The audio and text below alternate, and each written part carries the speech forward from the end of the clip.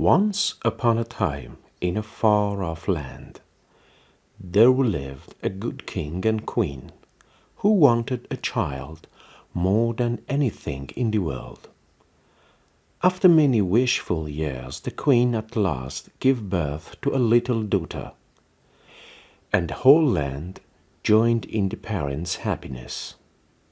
The king invited all the people in the kingdom to a great party, and the queen asked 7 fairies to be the baby girl's godmothers. The fairies were all invited to the party. Each fairy was to give the new princess a magical gift. The 7 fairies sat at the fine table. Each place at the table was set with golden plates and cups decorated with diamonds and rubies. But there was another fairy, a very old fairy, whom the queen had forgotten to invite. As the guests sat down, this fairy appeared among them. She was very angry at having been forgotten. So the queen apologized and quickly ordered another place set for her. But there were no more golden plates or jeweled cups.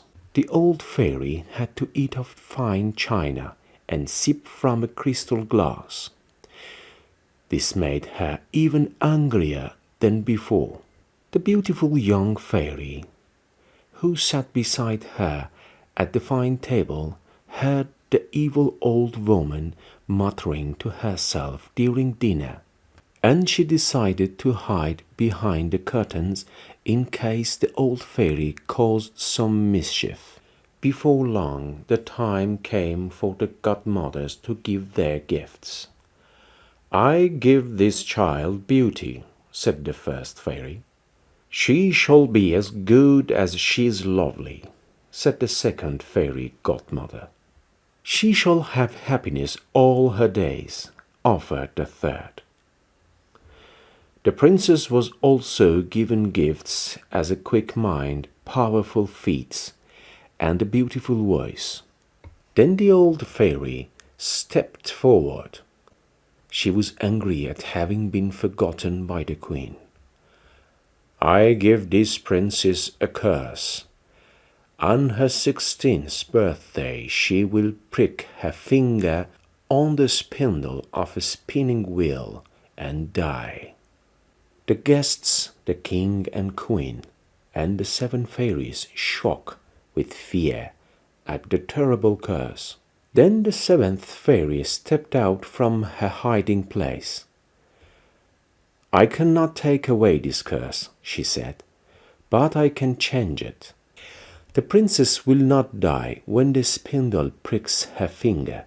Instead, she will fall into a deep sleep that will last at least 100 years. Our princess will awaken only by a king's son." The king and queen found little comfort in the 7th fairy's gift. The king ordered all the spinning wheels in his kingdom destroyed to try to save his little daughter from the frightful curse. Many years later, on the day of her 16th birthday, the princess was exploring the castle. At the top of the tallest tower, she came upon a little room where an old woman sat spinning thread. The princess, who had never seen anyone spin before, asked the old woman what she was doing. "I'm spinning, my dear," replied the woman. "How clever," said the girl. "Please let me try." The princess sat down at the spinning wheel to try it for herself. But as soon as she started to spin, she pricked her finger on the spindle and at once fell into a deep sleep. No one in the kingdom could wake the sleeping beauty. So they dressed her in a fine white gown and laid her in her royal bed. When the 7th fairy heard that the curse had come to pass, she flew to the kingdom She knew that the princess would be frightened to wake up among strangers. So she touched everybody in the kingdom with her magic wand. The fairy touched all the servants and the king and queen. She even touched the princess's little dog. Everyone she touched fell fast asleep and would not awaken until the princess's eyes opened.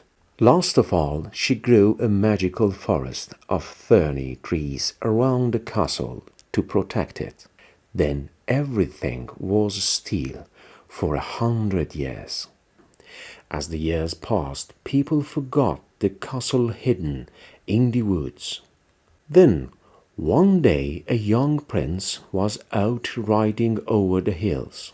He noticed a tower rising above the trees. "What is that castle I see in the woods?" he asked the people he met. But no one knew.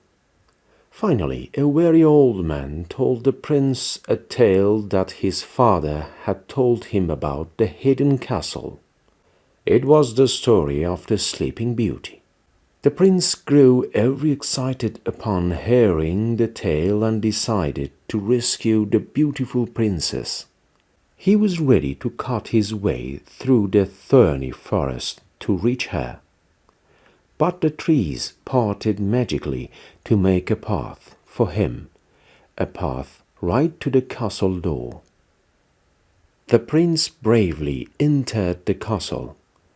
Everywhere he looked, he saw people sleeping soundly. Cooks snored loudly in the kitchen. Maids slept upon their brooms, and the king dreamed on his throne. The prince searched through the entire enchanted castle before he found the princess, lying in her bed of gold and silver. At the sight of her, he leaned down and caressed her cheek. The princess opened her eyes. When she saw the handsome young man, she smiled and asked, "Is it you, my prince?" The prince was charmed at the sound of her voice, and told her that indeed he had come to save her.